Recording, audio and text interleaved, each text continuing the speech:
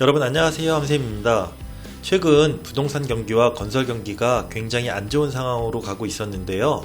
안타깝게도 대형 건설사의 부도 소식이 전해지고 있습니다.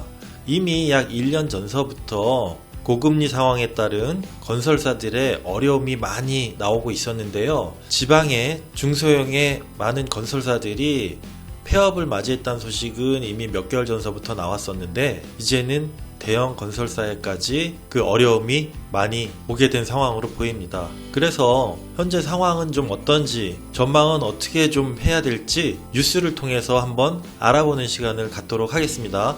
대형건설이 워크아웃을 신청했다고 합니다. 그래서 제2금융권 부동산 PF 연쇄 부실이 우려된다고 합니다.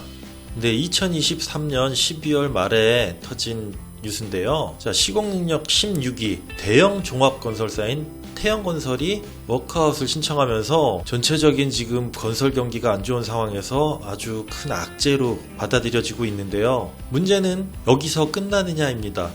글쎄요, 많은 사람들, 많은 전문가들이 보기에는 이게 시작이 아닐까. 도미노처럼 다른 건설사들도 부도 위기에 처해 있는 만큼 부도가 나는 회사들이 더 나오게 될 것이고, 연쇄적으로 금융권에도 영향을 미칠 수밖에 없고요. 또 대형 건설사가 무너지게 되면서 아래 하청 업체들, 중소형 건설사들까지 재정적으로 많은 영향을 받으면서 어려움을 겪게 될 거라는 게 어느 정도는 예상을 할 수가 있습니다.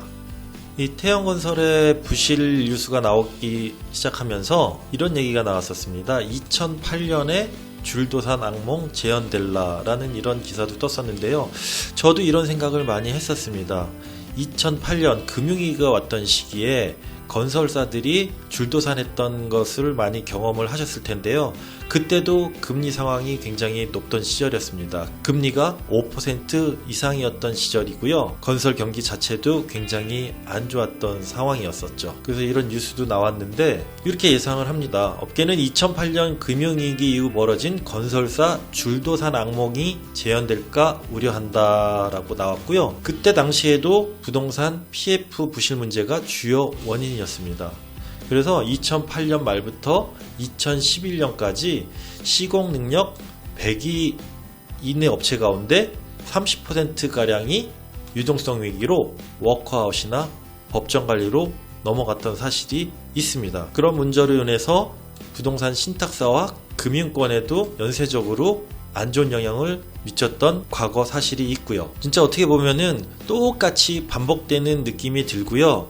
제가 예상할 때도 많이 크게 달라지지 않는 선에서 반복이 되지 않을까 예상을 합니다. 그때도 마찬가지로 이 건설 경기와 함께 부동산 경기도 같이 안 좋았던 시기였습니다. 지금과 마찬가지로요. 그러면 우리가 좀 전망해 볼 거는요, 향후 정부 차원에서는 어떤 방향으로 이런 문제를 해결하고 또 어떻게 2024년을 계획하고 있을지 한번 살펴볼 필요가 있겠죠.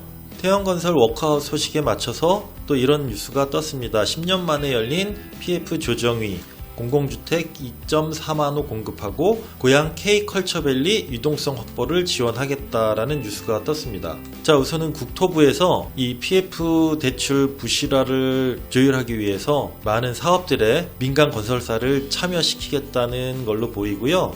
공공주택 사업도 민간 건설사들의 참여를 더 많이 시키겠다는 의미를 보이고요. 또 일산에 있는 K컬처밸리 사업이 그동안 지지부진했었는데 어려움을 겪고 있는 건설사들을 어떻게 보면 도와주기 위해서 많이 참여시켜서 좀 유동성을 확보할 수 있게 해주려는 노력으로 보이는데요. 추후 구체적인 내용에 대해서는 더 나오게 될 거라고 생각을 해보고요. 전체적인 거를 제가 더 좀 예상을 해보면은 불과 바로 전에 신임 박상훈 국토부 장관이 취임사를 얘기한 게 있습니다. 이 취임사를 통해서 2024년도에 국토부의 방향성을 알게 될 텐데요. 태영건설 소식과 함께 일맥상통하는 내용이지 않을까 해서 한번 전망해보는 내용으로 보면 딱 좋을 것 같습니다. 우선은 신임 국토부 장관이 이런 얘기를 했습니다. 네, 부동산 PF, 연착륙 등 주택시장 불안 요소를 최소화하겠다 얘기를 했고요. 그런 면에서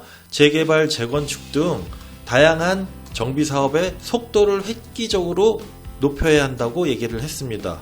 빨리 속도를 높여서 건설사들이 참여해서 공사할 수 있도록 하겠다는 소리고요. 시장 원리에 기초한 주택 정책을 통해서 주택시장 안정과 희망의 주거 사다리를 복원해야 한다라는 말을 했습니다. 이 이야기는 취임 전부터 계속 얘기했었죠. 현재는 주택시장 하락기이기 때문에 정부가 직접적으로 관여를 해서 부양시키지는 않을 것이다 라는 얘기를 했고요. 어느 정도는 하향 안정화를 시킨 다음에 시장 원리에 맡긴다는 것은 공급과 수요를 적정 수준으로 조절하겠다는 의미로 보시면 될 것 같습니다. 또 밑에 1기 신도시에 대한 얘기도 나오는데요. 조속히 재건축 시행하겠다는 의미로 보시면 될 것 같고요.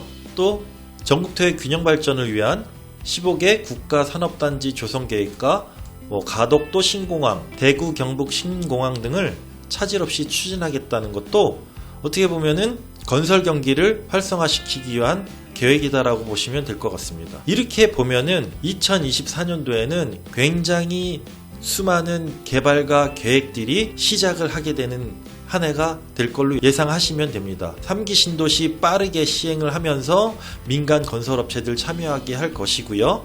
그 다음에 곳곳에 산재되어 있던 도로망, 철도망, 그 다음에 산업단지 이런 것들을 또 조속하게 착공을 시작함으로써 건설사들 참여하고 건설 경기 살아나게 하는 이런 모습들이 굉장히 빠르게 일어날 것입니다. 정부 차원에서는 이렇게 시행을 할 수밖에 없을 것으로 보입니다. 또 주택 경기 안정화를 위해서는 아파트뿐만 아니라 오피스텔, 빌라, 일반 주택들까지 공급량을 많이 늘리겠다고 얘기를 했기 때문에요. 건설 경기 회복시키고 주택 경기 안정화시키기 위해서 정말 많은 개발과 정책들이 함께 나오는 해가 될 것입니다.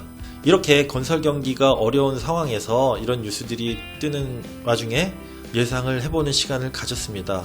제가 얘기한 대로 분명히 2024년도는 많은 개발과 계획들이 실행되는 한 해가 될 거기 때문에 부동산 재테크를 보시는 분들도 그런 소식에 많이 귀를 기울이고 계셔야 될 듯 합니다. 네, 다음 시간에 다시 뵙도록 하겠습니다.